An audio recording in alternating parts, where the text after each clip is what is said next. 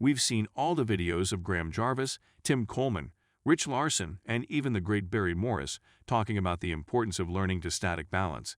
Still, I never took the time to practice it properly. With winter in full swing, stuck in the garage watching YouTube, and being half drunk, I decided now is the perfect time to get started.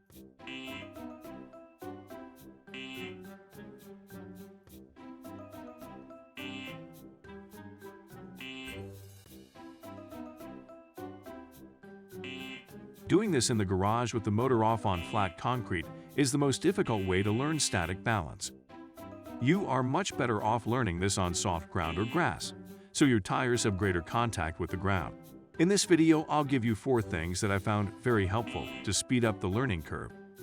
Remember, it's okay to cheat. Rome wasn't built in a day. Static balance is so difficult to start off with. You will likely need some assistance to get started. You can use a number of techniques or crutches to make it easier in the beginning. Then you can slowly remove those crutches little by little. Tip number 1. Let all the air out of your tires. This gives you a larger contact patch on the flat surface.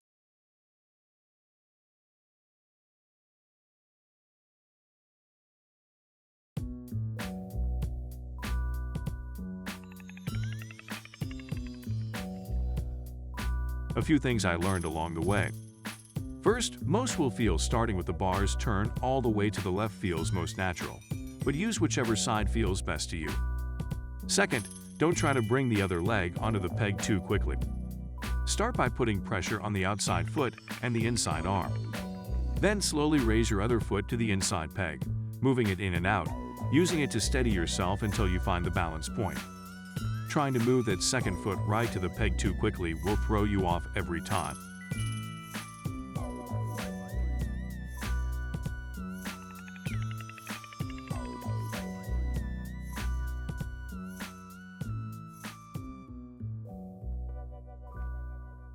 Tip number 2.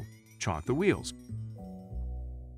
StudXRU has a great video, link in the description, suggesting using old tires and blocks of wood under the wheels to help get some stability. Sort of like using training wheels.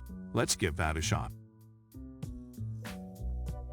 As you can clearly see, the training wheels, or tires in this case, are helping me stay upright far longer than without. Yes, it's a crutch. However, it lets you get a feel for how to react and shift your weight side to side in order to maintain balance using your arms and legs to shift the weight from side to side. You are training your brain to instinctively fire your muscles without having to think. Once this happens, you are well on your way to static balance, becoming second nature. As you find your balance, it helps to focus on an object in front of you. Once you get both feet on the pegs and feel comfortable enough, try working the clutch, throttle, and brake while maintaining balance.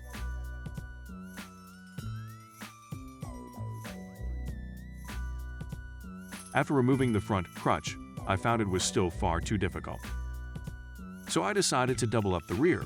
Since they are really soft gummy tires, it's probably the equivalent of one stiff knobby. As you progress in balance, start trying different positions. Try moving each leg out and back in. Then, try moving just your knees in and out. Both techniques are useful.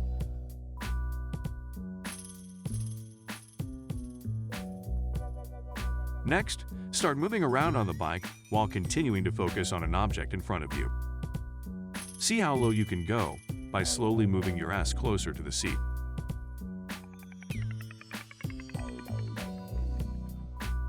It's the end of day 2. And I'm down to using one training wheel in the rear, and hopefully I can progress to not using training wheels at all on day 3.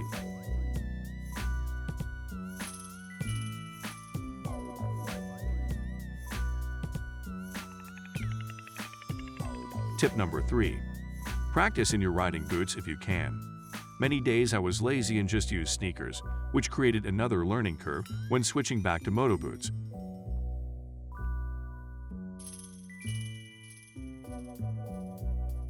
It's okay to use sneakers if that makes you more likely to practice. Just keep in mind you'll have to adjust your technique when returning to moto boots.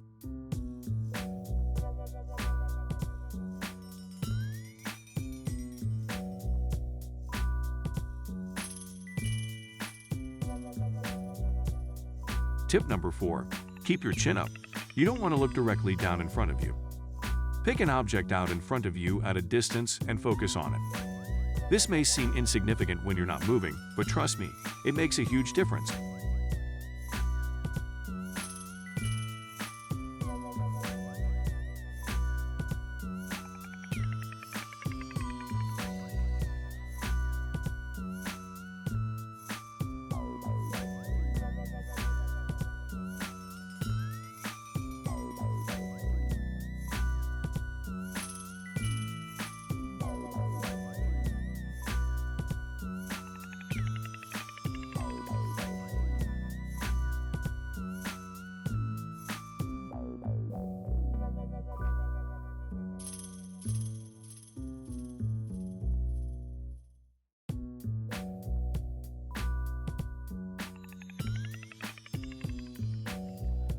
The more you practice, you quickly learn that small, subtle movements work much better than large overcorrections, which are often difficult to recover from.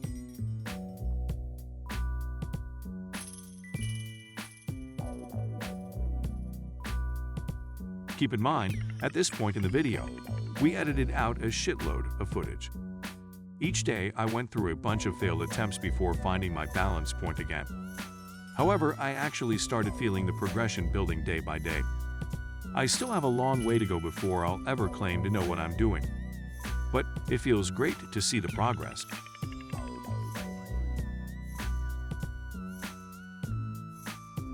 Practice makes progress. We've seen me go from barely a few seconds on day 1 to well over a minute in just 5 days, practicing for only around 30 minutes each day. Remember, if a total squid like me can do this, then you can do this. If you've practiced static balance and struggled like me, let me know your experiences and suggestions in the comments below. Thanks for watching. Peace out.